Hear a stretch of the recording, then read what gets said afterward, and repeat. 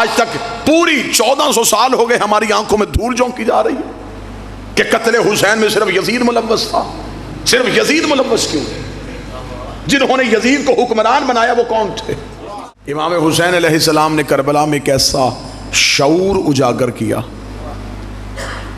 کہ جتنے بھی جنگوں کے قوانین تھے وہ کربلا میں آ کے ٹوٹ گئے. 10 محرم سے پہلے اصول تھا کہ زیادہ جیت جاتے تھے، تھوڑے ہار جاتے تھے. امام حسین نے سب سے پہلے اسی فلسفے کو شکست دے دی. 72 نے 9 لاکھ کو ہرا دیا.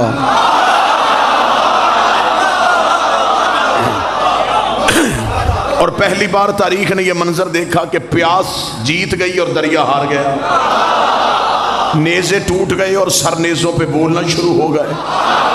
امام حسین علیہ السلام ایک نظریے کا نام تھا، اور جس نے اس نظریے کی حمایت کی حسین نے اسے ایسا زندہ رکھا، ایسا زندہ رکھا. ادھر 9 لاکھ تھے، ادھر 72 تھے. ادھر زندگی سے محبت تھی، ادھر موت سے محبت تھی. انہیں منتیں کر کر کے بلایا جا رہا تھا، انہیں چراغ بجھا بجھا کے اٹھایا جا رہا تھا.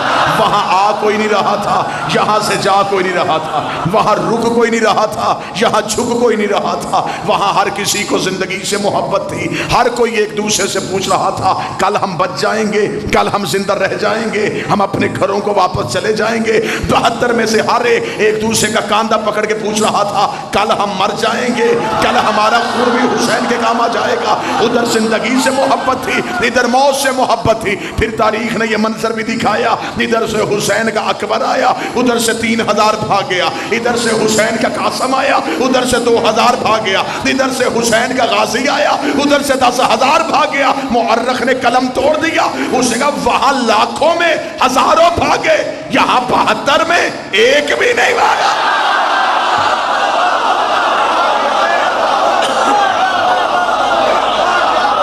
کسی ایک نے بھی، بسم اللہ، کسی ایک نے بھی امام حسین کا ساتھ نہیں چھوڑا. اہل علم تشریف فرما ہے، میری خوش بختی قبلہ وقار گردیزی صاحب مجلس میں رونق افروز ہے. دعا لینے کے لیے جملہ کہنے لگوں گا. کتنی بڑی جنگ جیت کے گیا رسول کا بیٹا حسین. ادھر 9 لاکھ تھے اور دنیا کا لالچ، ادھر 72 جنت کا بھی لالچ نہیں.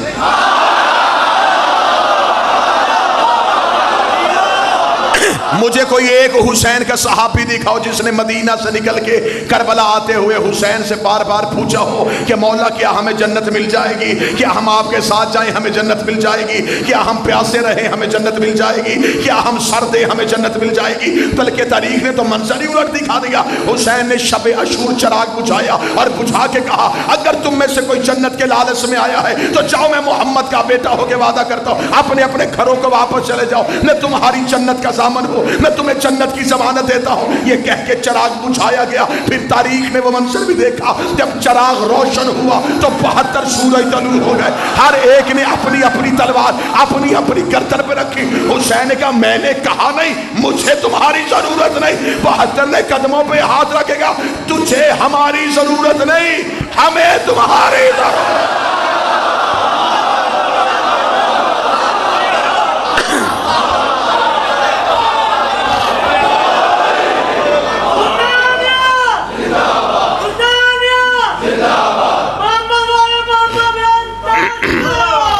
اللہم صلی اللہ متوجہ صاحب. یہ کس نے کہا کہ آپ کو ہماری ضرورت ہے، ہمیں آپ کی ضرورت ہے. بالکل ایسے ہی جیسے ہم نے عزاداری کو زندہ نہیں رکھا،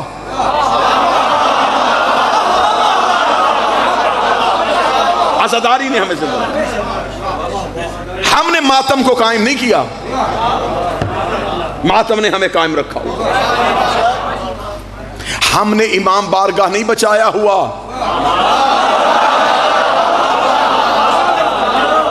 امام بارگاہ نے ہمیں بچایا. ورنہ اتنے نوجوانوں کو سوائے ذکر حسین کے کسی اور ذکر میں کشش ہی نہیں. میری ملت کا نوجوان چوک اور بازار میں اس لیے نہیں گیا، اسے حسین نے اپنے گھر بلا لیا. اسے خبر ہے کہ میں امام حسین علیہ السلام کے گھر میں جاتا ہوں. حسین نے جنگوں کے فلسفے بدل دیے.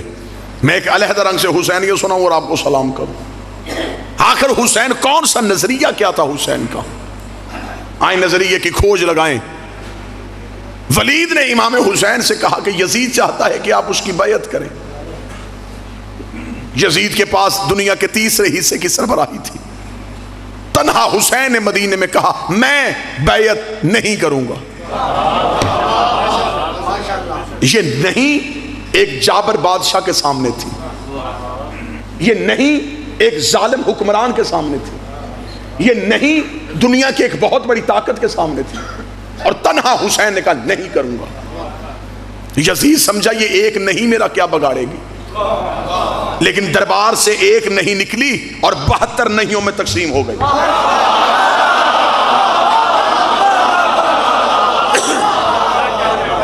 72 لوگوں نے اس نہیں میں اپنی ہاں کو ملا دیا. انہوں نے کہا ہم بھی نہیں کریں گے. 72 ایسے ڈٹ گئے. اس نے لالچ دیا, یہ نہیں ہٹے. اس نے دھمکی دی, یہ انہوں نے خوف نہیں کھایا. 72 نہیں کہتے کہتے حسین کے ساتھ کربلا گئے. یزید نے 72 قتل کروا کے سوچا شاید اب نہیں چھپ ہو جائے گی, لیکن اسے کیا پتا تھا کہ حسین نے اس نہیں کو کتنی بڑی زندگی دے دی ہے کہ وہ نہیں پوری کائنات میں ایسے پھیلی. آج وہی نہیں ہمارے وجود کا حصہ ہے, آج وہی نہیں ہمارے ضمیر کا حصہ ہے. آج ہمیں بندے کہتے ہیں جلوس روکو, ہم کہتے ہیں نہیں روکیں گے. ماتم چھوڑو, نہیں چھوڑیں گے. حسین کا ذکر نہ کرواؤ, نہیں کروائیں گے. اس لیے کہ ہم نے نہیں یزید سے نہیں لی, حسین سے لی. ہم اس نہیں پہ کہا.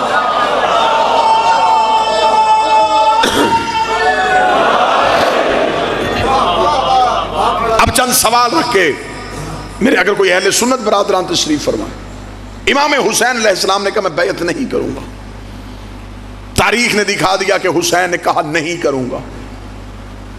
جن 72 نے اس نہیں میں امام کا ساتھ دیا, آج ہمیں دنیا بلائے ہم ان 72 کے نام بتاتے, ہم ان 72 کی ولدیت بتاتے, ہم ان کے شجرے بتاتے, ہم ان کے قبیلے بتاتے, ہم ان کے قد بتاتے ہیں, ہم ان کے چہرے کی رنگتیں بتاتے. یہ 72 کون تھے؟ ان کے چہرے بھی تاریخ نے زندہ رکھے ہوئے. تاریخ نے ان کے قد بھی نہیں چھپنے دیے. مسلمان مورخ صرف ایک کام کرے, ہم نے اپنے بچوں کو 72 بتا دیے. آپ صرف اتنا کام کریں جن لاکھوں نے یزید کی بیعت کی وہ کون تھے.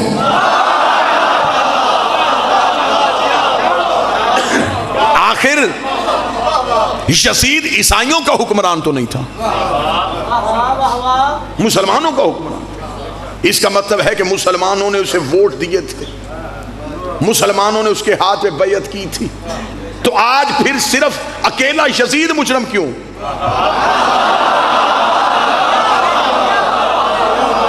آخر یزید کے پیچھے وہ کون سی قوتیں تھیں جنہوں نے اسے یزید بنایا تھا؟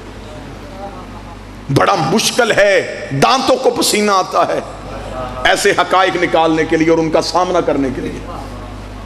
آج تک پوری 1400 سال ہو گئے ہماری آنکھوں میں دھول جھونکی جا رہی ہے کہ قتل حسین میں صرف یزید ملوث تھا. صرف یزید ملوث کیوں؟ جنہوں نے یزید کو حکمران بنایا وہ کون تھے؟ مجھے خبر ہے کہ یہ 2019 ہے, مجھے خبر ہے کہ یہاں خطیب کی مجلس سنی بھی جاتی ہے اور لکھی بھی جاتی ہے. میں پھر بھی ذمہ داری کے ساتھ کہنے لگا ہوں کہ میرے اہل سنت اگر دوست تشریف فرما ہیں تو امام حسین علیہ السلام کا قاتل صرف ایک نہیں, قاتلان حسین زیادہ ہیں. جس دور میں حسین علیہ السلام نے نہیں کہا, یہ دور کون سا تھا؟ رسول کو دنیا سے گئے ابھی 50 سال پورے نہیں ہوئے, ابھی 50 سال نہیں ہوئے نبی کو دنیا سے گئے, اور یزید جیسا شرابی تخت میں بیٹھ گیا. اب میں نام نہیں لوں گا, نشانی بتانے لگا ہوں. اب بھی وہ لوگ زندہ تھے جنہوں نے نبی کی پشت پہ حسین دیکھا تھا.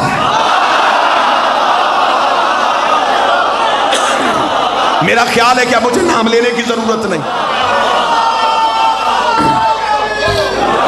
ابھی وہ لوگ زندہ تھے جنہوں نے عید والے دن نبی کے کاندھوں پہ حسین دیکھا. ابھی وہ لوگ زندہ تھے جنہوں نے نبی کی زبان سے حسین و منی والی حدیث سنی تھی. جب وہ لوگ زندہ تھے تو انہوں نے حسین کا ساتھ کیوں نہیں دیا؟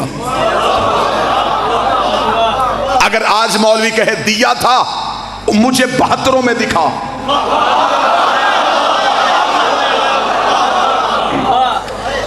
اگر وہ 72 میں نہیں تو اس کا مطلب وہ لاکھوں میں ہے.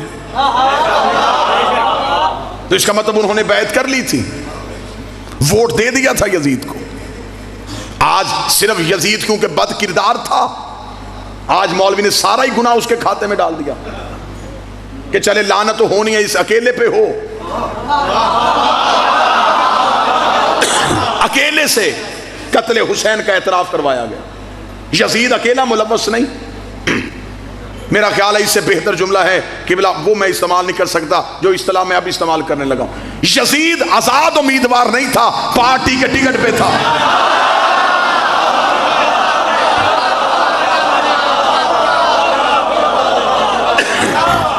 آپ ہمیں بتائیں کہ یزید کی پارٹی کون سی تھی؟ آج جو بھی اٹھتا ہے وہ کہتا ہے جی میں بھی تو شیعوں کے ساتھ ہوں, حسین صحیح تھے, یزید غلط تھا. ہم نے صرف تم سے اکیلا حسین صحیح نہیں کہلوانا, مجبوری بن گئی ہے نا کہ اب اگر حسین کا ساتھ نہیں دیں گے تو پھر یزید کو ماننا پڑے گا.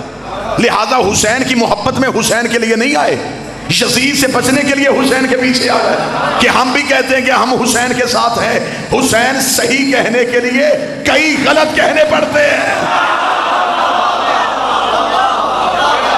صرف حسین صحیح نہیں, حسین کا سارا نظام صحیح, اور صرف یزید غلط نہیں,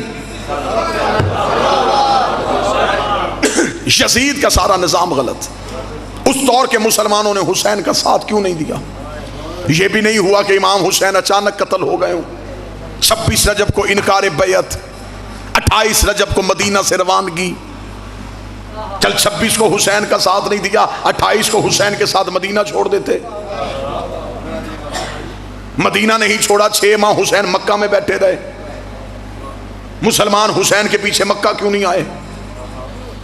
آپ اگر کہیں کہ انہیں خبر ہی نہیں تھی کہ حسین مکہ میں بیٹھے ہیں تو میرے مولا نے تو حکمت عملی ایسی ترتیب دی تھی.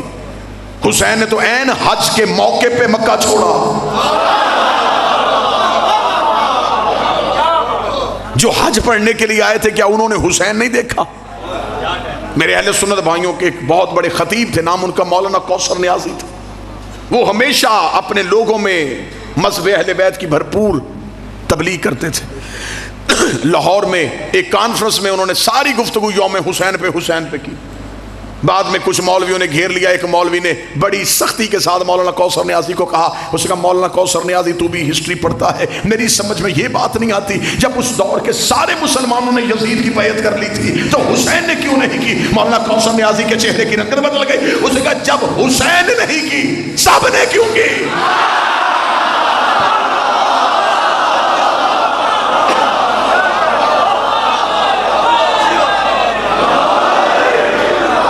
جب امام حسین نے بیعت نہیں کی سب نے کیوں کی؟ اس دور کے مسلمانوں نے حسین کا ساتھ کیوں نہیں دیا؟ یہ ہماری مجلسیں, یہ ہمارے جلوس اس احتجاج پہ ہیں. اس سے بہتر میرا خیال ہے قتل حسین پہ انکواری کا میں جملہ نہیں پڑھ سکتا جو میں پڑھنے لگا ہوں. امام حسین علیہ السلام کے لڑنے کا انداز ہر امام سے نرالا تھا. یہی وجہ ہے کہ کربلا نے پورا اسلام زندہ کر دیا. کیسے زندہ کیا؟ امام حسین علیہ السلام سے پہلے 4 قتل سیدوں کے مدینے میں ہوئے تھے. میں فضائل پڑھ رہا ہوں, اور چاروں کے قاتل چھپ گئے تھے. آج تک 4 قتل ابھی تک ظاہر نہیں ہوئے. اندھے قتل ہو گئے. رسول حجرے میں زہر ملی, آج تک قاتل کا کسی کو نہیں پتا. آپ مجھے بتائیں کسی نے پڑھا قتل رسول؟ قاتل چھپ گیا. آبادی تھی مدینہ, مسلمانوں کا بھرا ہوا شہر تھا. قاتل چھپ گیا. بطول کا قتل گھر میں ہوا. میں فضائل پڑھ رہا ہوں. قاتل چھپ گیا, کسی کو نہیں پتا کون لوگ آئے تھے, کنہوں نے دروازہ جلایا تھا. قاتل چھپ گیا. امیر المومنین کو ایک بدماش کے ذریعے مسجد میں ضرب لگوائی گئی. تلوار کس نے دی؟ زہر کہاں سے خریدا گیا؟ بھیجا کس نے تھا؟ لالچ کیا تھا؟ قاتل چھپ گیا. امام حسن کو زوجہ کے ذریعے زہر دلوائی گئی. زہر کہاں سے آئی؟ گھر تک کیسے پہنچی؟ پیچھے طاقت کون سی تھی؟ قاتل چھپ گیا. آج تک مسلمانوں کی آنکھوں پہ سیاہ پٹی بدی ہے. وہ 4 قتل کھولنے کے لیے تیار ہی نہیں. چاروں کے قاتل چھپ گئے. اس سے بہتر جملہ میرے پاس نہیں ہے, اور مجھے خبر ہے کہ میں کس دور میں تقریر کر رہا ہوں. میں پھر بھی پوری جرأت کے ساتھ یہ جملہ دینے لگا ہوں. یہ تھا حسین کے لڑنے کا طریقہ. حسین چاروں کے قاتل گھیر کے کربلا لے آئے.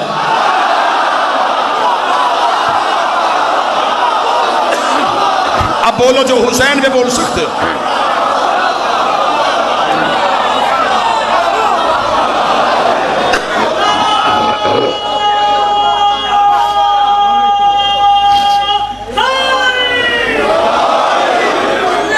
قاتل گر گئے. حسین کربلا لے آئے. یہ صرف حسین کے قاتل نہیں تھے, ان میں 4 ہستیوں کے قاتل موجود تھے. اور کیا کہنے حسین تیرے لڑنے کے انداز کے. حسین نے جنگ کسی بھی شہر میں نہیں کی. حسین نے ہتھیلی جیسا صحرا خریدا, اپنے پیسوں سے خریدا, جس میں نہ کوئی بوٹی, نہ کوئی جھاڑی, نہ کوئی گھاس, نہ کوئی درخت. حسین نے ایک بھی قاتل جھاڑی کے پیچھے بھی چھپنے نہیں دیا.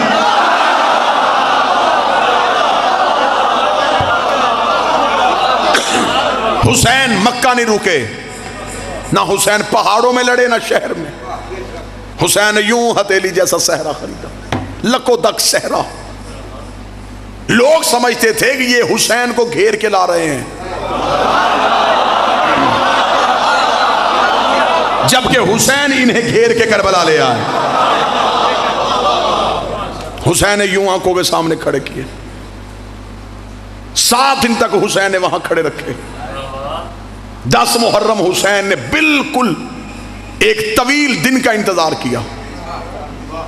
حسین نے یوں سامنے کھڑے کیا. حسین نے کہا اب نہ تمہیں بھاگنے دوں گا نہ چھپنے دوں گا. اب یہ کھڑا ہوں میں تمہارے سامنے. تم نے اسلام کا نقاب اڑایا ہوا تھا. تم سورہ منافقون کی عملی تفسیر تھے. تمہیں قرآن منع کرتا رہا اور تم نے نبی کی محفل نہیں چھوڑی. تم علی کے قریب بیٹھ کے علی سے دشمنی کرتے رہے.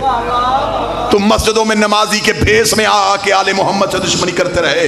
حسین نے سامنے کھڑے کر کے کہا اب میں ادھر کھڑا ہوں, اب مجھے چھوڑ کے نماز پڑھ کے دکھاؤ.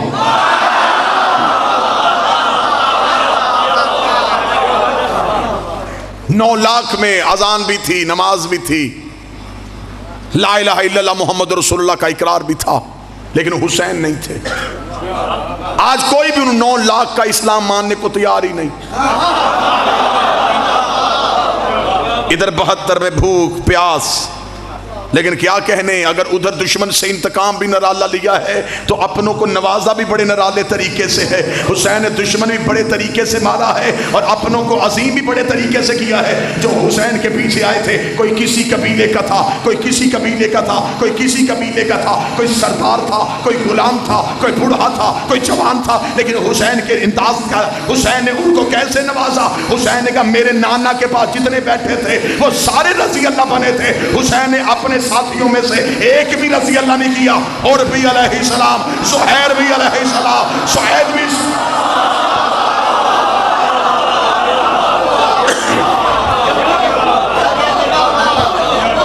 آج ہمارا امت مسلمہ سے سوال ہے کہ آخر ہمیں بتایا جائے کہ قتل حسین میں کون کون سے عناصر ملوث تھے.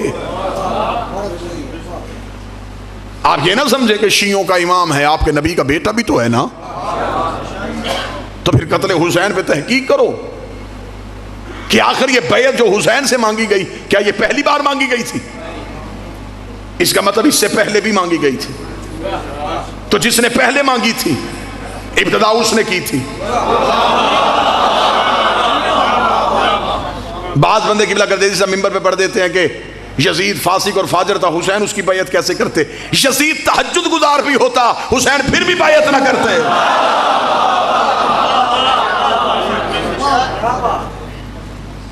کسی بھی جگہ پہ کوئی قتل ہو، سب سے پہلے بندے پوچھتے ہیں ان کی دشمنی کیا تھی.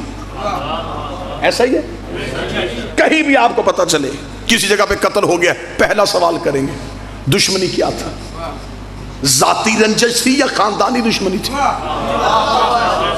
میرا سنی بھائی قتل حسین پہ یہی سوچ لے کہ ذاتی رنجش تھی یا خاندانی دشمنی تھی. جب تو کتاب کھولے گا تو پھر تجھے تاریخ بتائے گی. یہ ذاتی رنجش نہیں تھی، یزید کے باپ کی حسین کے باپ سے لڑائی ہوئی تھی. اس کا مطلب ہے قتل حسین کی جڑ تو پیچھے جا رہی ہے. یزید کے باپ نے لڑائی کی ہے حسین کے باپ سے.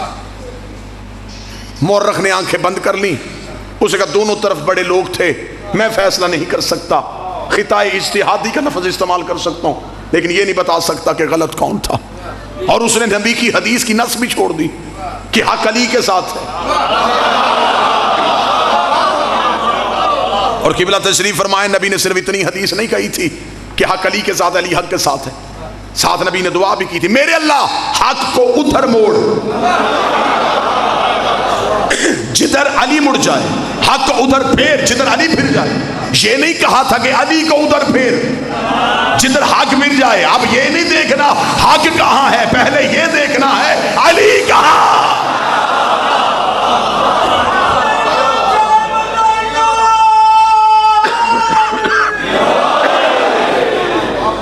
میں نے ہسٹری سے پوچھا کہ کیا حسین کے باپ اور یزید کے باپ کی دشمنی صرف ان کی تھی یا اس سے پیچھے بھی ہے؟ مورخ کے ماتھے پہ شرمندگی کا پسینہ آ گیا. قتل حسین کی جڑ دیکھو کہاں جا رہی ہے.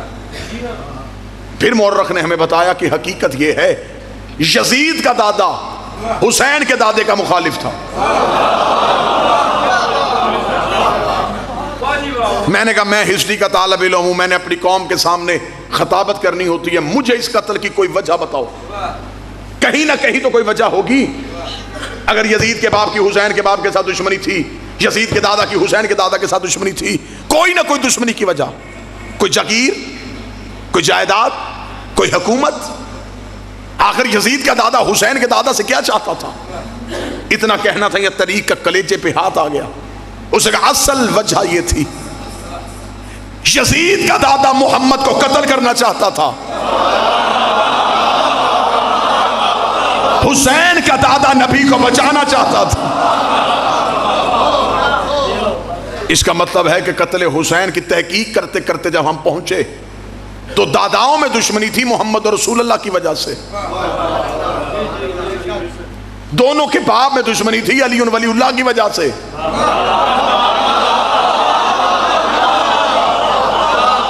حسین کربلا میں محمد رسول اللہ کے دشمن بھی لے آیا. بیٹھا ہے کوئی بندہ محنت سننے والا، علی ولی اللہ کا دشمن بھی لے آیا. ایک لمحے میں حسین کو 6 گھنٹے لگے 70 سال کے منافق کو اسلام سے باہر نکالنے کے لیے.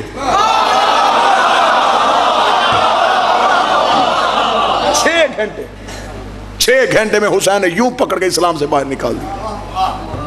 آؤ میں تمہیں حسین کی جنگ اس انداز سے سناؤں. کتنی دیر کے بیٹھے ہوئے تھے. اگر یہ وہیں کے وہیں بیٹھے رہتے تو آج گھر گھر میں یزید ہونا تھا. حسین نے یوں اسلام سے باہر نکالے، چہروں سے نقاب اٹھائے. آج مولوی کہتا وہ 9 لاکھ کلمہ پڑھتے تھے لیکن مسلمان نہیں تھے.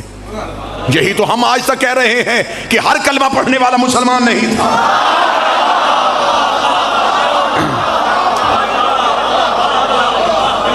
مسلمان کو عقل آئی ہے لیکن نقصان کے بعد.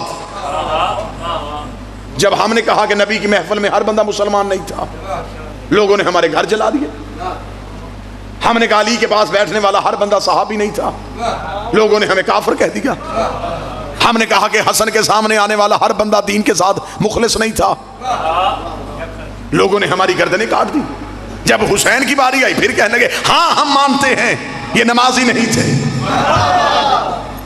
اگر پہلے دن ان کو پہچاننا ہوتا تو پھر جرت ہی نہ ہوتی۔ کیا یزید خود ہی جا کے بیٹھ گیا تھا منبر رسول پہ؟ اس کا مطلب ہے کہ اس سے پہلے کوئی بیٹھا تھا؟ یزید میں اتنی جرت کہاں سے آ گئی کہ شرابی ہو کے نبی کے منبر میں بیٹھے؟ اس کا مطلب ہے اس سے پہلے کسی نے جرت کی تھی، جو یہ جرت چلتی چلتی یزید میں آئی۔ اور یہی وجہ تھی امام حسین علیہ السلام سے جب ولید کے دربار میں کہا گیا تھا حسین آپ یزید کی بیعت کریں گے، حسین نے مسکرا کے کہا اسے کہہ دو میں علی کا بیٹا ہوں۔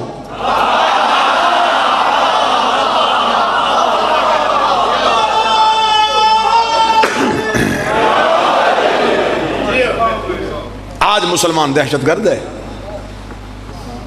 آج جو داڑھی دین کی علامت ہے یہ دہشت گرد کی پہچان۔ آج مسلمان پریشان ہے جی اسلام کے ساتھ کیا ہو رہا ہے۔ تو بتا تو نے پہلے دن کے ساتھ اسلام کے ساتھ کیا کیا ہے؟ آج پریشان ہو گئے کہ ہمارے بچوں کی زندگی خطرے میں۔ آج کہہ رہے ہو گے جی عیسائی مسلمانوں کو ماننے کے لیے تیار نہیں، وہ کیسے مانے؟ جتنے لٹیرے تھے تم نے سارے اسلام کے ہیرو بنائے۔ اتنا بغض، اتنی دشمنی اہل بیت کے ساتھ کہ بچوں کو تاریخ اسلام پڑھائی یا اسلامیات پڑھائی، ایک بھی جگہ پہ خاندان رسول کا تذکرہ نہیں۔ آپ خاموش رہیں یا بولیں لیکن یہ حقائق ہیں۔ جو بچوں کو تاریخ اسلام پڑھائی گئی اس میں کہاں کسی امام کی ہسٹری پڑھی گئی؟ سلطان محمود غزنوی کون تھا جی؟ اسلام کا ہیرو تھا۔ کیا کیا تھا اس نے سومناتھ کا بت توڑا تھا۔ وجہ کیوں نہیں بتاتے؟ اس کے اندر سونا تھا۔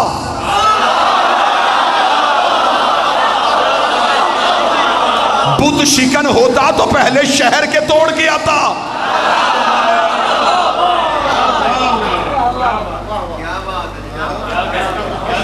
کون اسلام کا ہیرو؟ جی محمد بن قاسم۔ کیا کیا اسے؟ جی سندھ میں ایک عورت نے خط لکھا تھا تو یہ وہاں سے آ گیا اس کی مدد کرنے کے لیے، اور جہاں حکمران تھا وہاں سید دیواروں میں چن رہا تھا۔ گھر میں ظلم کرنے والا یہاں پہ اسلام کی مدد کے لیے نہیں سیدوں کے تعاقب میں آیا تھا۔ حجاج بن یوسف سے زیادہ ملعون انسان کون ہے؟ یہی وجہ ہے کہ آج عیسائی بادشاہوں کے کردار کو اسلام سمجھتا ہے۔ بادشاہوں کا کردار اسلام نہیں، 14 کا کردار اسلام ہے۔ جنہوں نے کھوپڑیوں کے مینار بنائے، جنہوں نے انسانی لہو کے گارے سے دیواریں کھڑی کی، یہ لوگ اسلام کے ہیرو کب سے بن گئے؟ یہی وجہ ہے کہ آج مسلمان دہشت گرد بن گیا، اس لیے کہ جتنا اسلام لیا گیا وہ درباروں سے لیا گیا، قصور اسلام کا نہیں تھا۔ میں بچوں کو سمجھانے کے لیے ایک مثال دے دیتا ہوں۔ جب پہلی بار پانی زمین سے باہر آتا ہے چشمے کی صورت میں، وہ پانی انتہائی اعلیٰ، لذیذ، صاف، شفاف، کیونکہ وہ پہلی بار زمین سے باہر آیا۔ جو ہی وہ چشمہ ندی میں آیا، ندیاں نالوں میں آ گئی، یہ نہروں میں آ گئی۔ وہ نہریں جنگلوں کے قریب سے گزری، جنگلوں کے پتے شامل ہو گئے۔ شہروں کے قریب سے گزری، شہروں کی گندگی شامل ہو گئی۔ میدانی علاقوں کے قریب سے گزری تو ان علاقوں کی مٹی کی رنگت شامل ہو گئی۔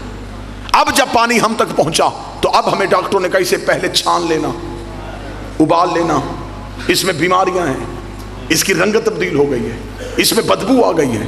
تو پانی تو وہی تھا جس میں صحت تھی۔ اب میں سطر پڑھنے لگا ہوں، جسے موضوع یاد ہے وہ سمجھ آئے گا۔ قصور پانی کا نہیں، رستوں نے پانی کا اثر بدل دیا۔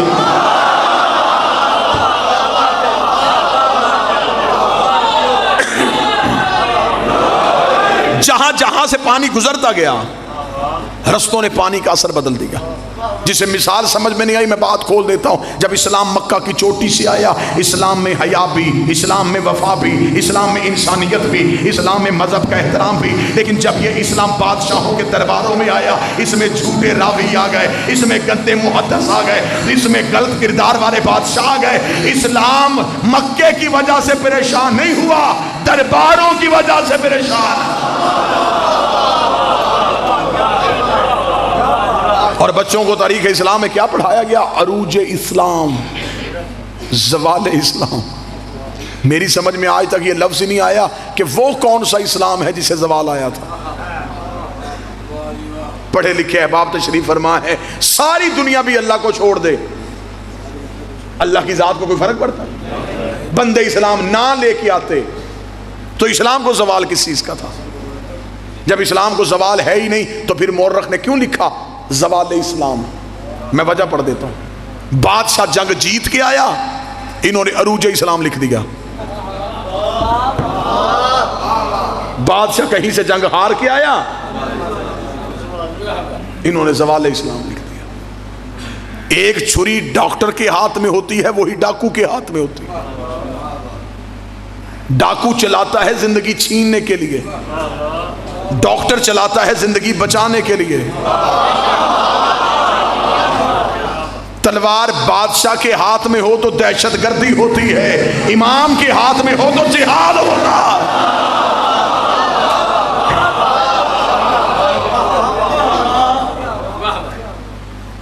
ہمیں فخر ہے کہ ہم ہیں امامت کے دروازے پہ بیٹھے ہوئے. ہم نے دین غدیر سے لیا ہے، ہم مطمئن ہیں. ہمیں امام حسین علیہ السلام کی اس قربانی نے ایسا زندہ کر دیا ہے، ہم بڑے سے بڑے بادشاہ کے سامنے بھی نہیں ڈریں گے، اس لیے کہ یہ پیغام انسانیت ہمیں حسین نے دے دیا. کیا کہنے میرے بادشاہ تیری کریمی کے. خریدی ہوئی زمین، کربلا کی زمین امام حسین نے خود خریدی، خرید کے اپنے ہر ایک نوکر کے نام کر دی. قبلہ تشریف فرما ہے، ہر ایک ذری پہ جاؤ نماز قصر ہے. کربلا حسین کا حکم ہے پوری پڑھ، کیونکہ تم مہمان نہیں اپنے گھر میں ہے.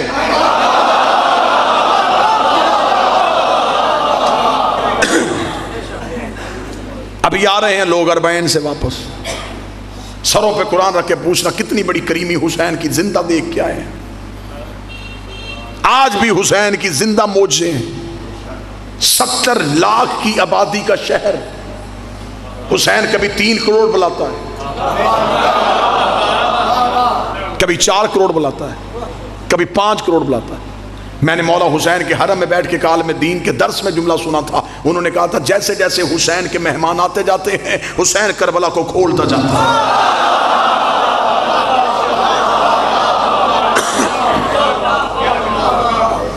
خدا نے اپنے گھر میں صرف امیر بلائے ہیں. اللہ کے گھر جانے کے لیے مستطیع ہونا ضروری ہے. صاحب استطاعت ہو تو آنا، مقروض ہو نہ آنا، بیٹی بیاہنے والی ہے نہ آنا، مزدور ہو نہ آنا. امیر خوش خوش مکے کی طرف چل پڑے، غریب سہم گیا کہ میں کہاں جاؤں گا. حسین کے کرم نے انگڑائی لی. حسین نے کہا تو غریب ہے، قرضہ لے کے کربلا واپس حسین کرے گا. تو قرضہ اٹھا.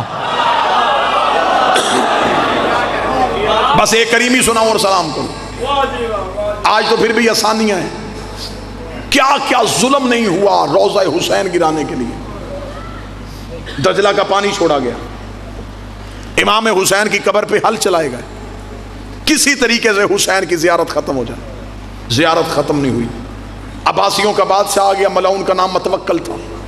اس نے آتے ہی کہا، اس نے کہا میرا ایک ہی ایجنڈا ہے حکومت کرنے کا، میں نے اپنے دور حکومت میں حسین کی زیارت بند کروانی.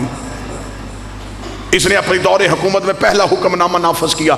اس نے کہا جو کربلا حسین کی زیارت کے لیے جائے گا، اتنا ٹیکس لگا دو، اتنی مہنگی کر دو کربلا کی زیارت کہ کوئی جا ہی نہ سکے.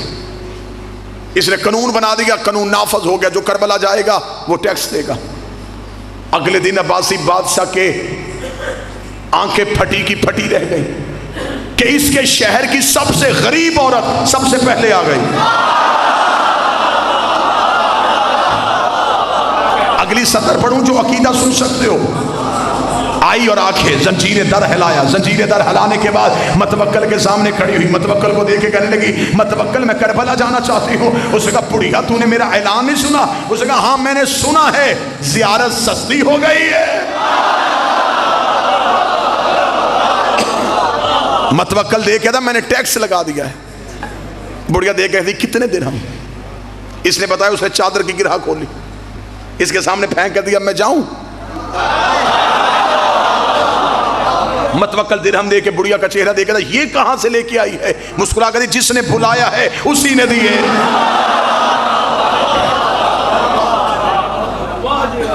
متوکل نے کہا میں قانون بدل دیتا ہوں. حسین نے کرم بدلا، میں قانون بدلتا ہوں. اس نے کہا نہیں، پیسوں کے ساتھ حسین کی زیارت نہیں. جو زیارت حسین کے لیے جائے گا وہ اپنا ایک ہاتھ کٹوائے گا. اب میں دیکھوں گا ہاتھ دے کے حسین کی زیارت کو کون جاتا ہے. اگلے دن پھر زنجیر در ہلا، دروازہ کھولا، وہی بڑھیا دروازے پہ کھڑی تھی. متوکل نے کہا بڑھیا قانون بدل گیا. مسکرا کے دی ہاں میں نے سنا ہے زیارت مفت ہو گئی ہے. اس نے کہا پیسے نہیں لیے جاتے یا بازو کٹوائے جاتے ہیں. اتنا کہنا تھا بڑھیا نے اپنا بازو اپنے سر پہ رکھا، رکھ کے کہنے لگی میں یہ بازو دینے کے لیے آئی ہوں. متوکل نے دیکھا بڑھیا پھر یہ بازو سر پہ کیوں رکھا ہے؟ مسکرا کے فرماتی اب یہ حسین کا ہو گیا ہے، اور جو چیز حسین کی ہو جائے اسے ہم اونچائی پہ رکھتے ہیں. اس نے اچھا بڑھیا تو اپنا عشق آزما، میں اپنا ظلم آزماتا ہوں. اس نے جلال سے کہا میری آنکھوں کے سامنے بڑھیا کا ہاتھ کاٹ. بڑھیا کا ایک ہاتھ کٹ گیا، ایک ہاتھ سینے پہ رکھ کے کہتی اب میں چلی جاؤں کربلا. اس نے جلال سے کہا دوسرا ہاتھ نکال. بڑھیا کا دوسرا ہاتھ بھی کٹ گیا. دیکھے کہتی اب میں چلی جاؤں کربلا. اس نے اپنے جلال سے کہا میں اب دیکھتا ہوں یہ بڑھیا کربلا کیسے جاتی ہے. اس کا ایک پاؤں کٹ گیا، ایک پاؤں پہ کھڑی ہے اور دیکھے کہتی اب میں چلی جاؤں کربلا. اس کا دونوں پاؤں کاٹ، دونوں ہاتھ کٹ گئے، دونوں پاؤں کٹ گئے. اس کا بڑھیا کو نشان عبرت بنا دو. اسے دیکھ کے کوئی کربلا جانے کا سوچے بھی نہ.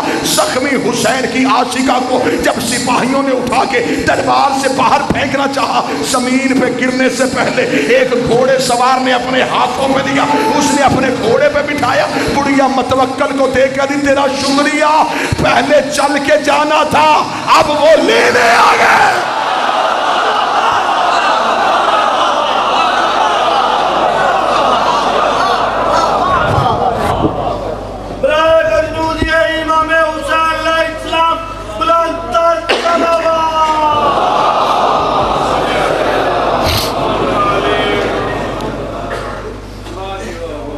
زندہ رہو تو حسین کی محبت میں، یہ مرنے کے بعد بھی مرنے نہیں دیتے.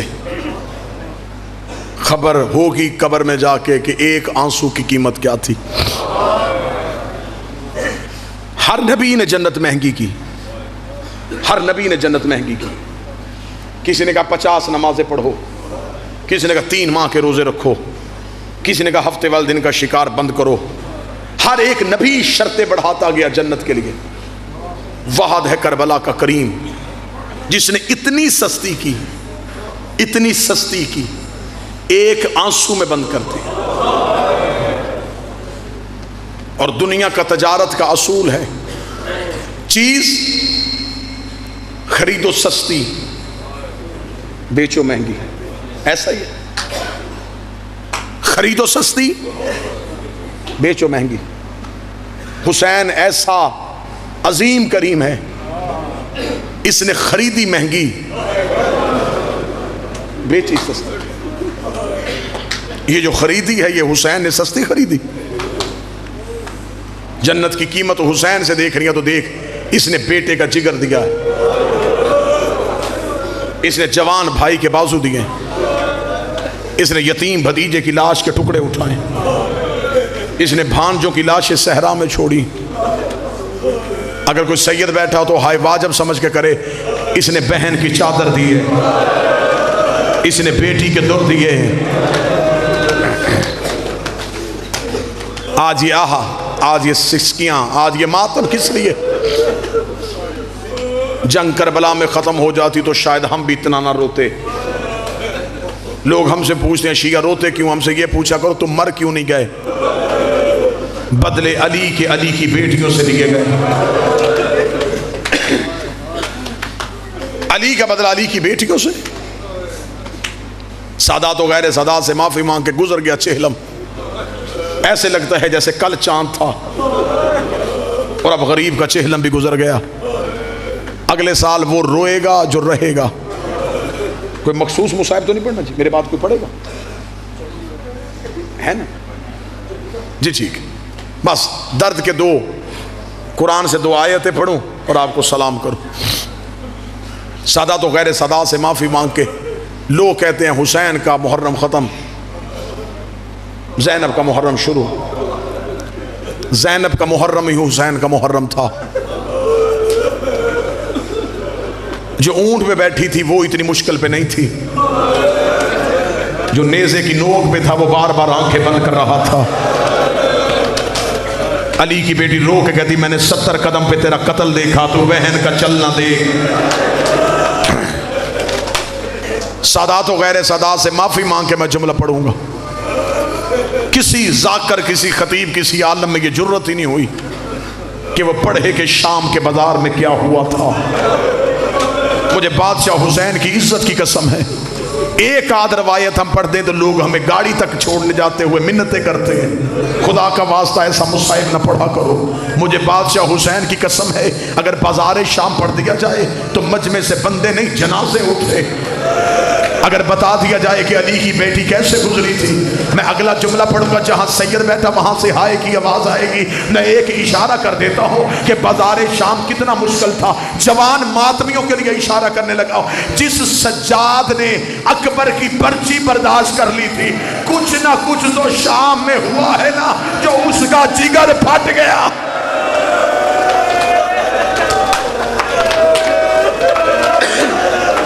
ورنہ جس نے بھائی کا گرنا برداشت کر لیا تھا چپ کر کے گزر جاتا شام کے بازار سے.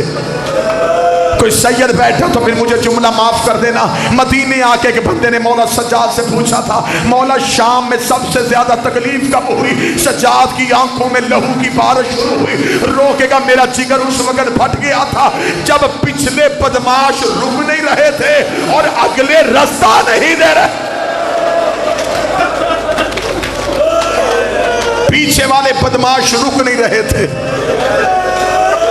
اگلے بدماش رستہ نہیں دے رہے تھے. مولا سجاد کہہ دے یہ وہی وقت تھا جب میری ماں زمین پہ بیٹھ گئی, رو کے کہتی ہے سجاد اب مجھ سے چلا نہیں جا رہا. سجاد بازار میں بھیڑ زیادہ ہو گئی. ہم بھی بہنیں بیٹیاں لے کے خریداری کے لیے رشتہ داروں کے گھر جانے کے لیے نکلتے, جس کے ساتھ پردہ دار ہو پردے دار پیچھے چلتی.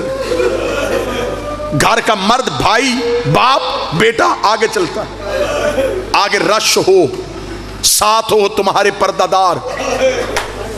تو جو ساتھ مرد آیا وہ اونچی آواز نہیں دیتا, وہ آگے والوں کو ہاتھ لگاتا ہے رستہ بنانے کے لیے. جو آگے کھڑا ہے وہ پیچھے مڑ کے دیکھتا, جب دیکھتا ہے اس کے ساتھ پردہ دار ہے وہ فوراً نظریں جھکا کے رستہ دے دیتا ہے.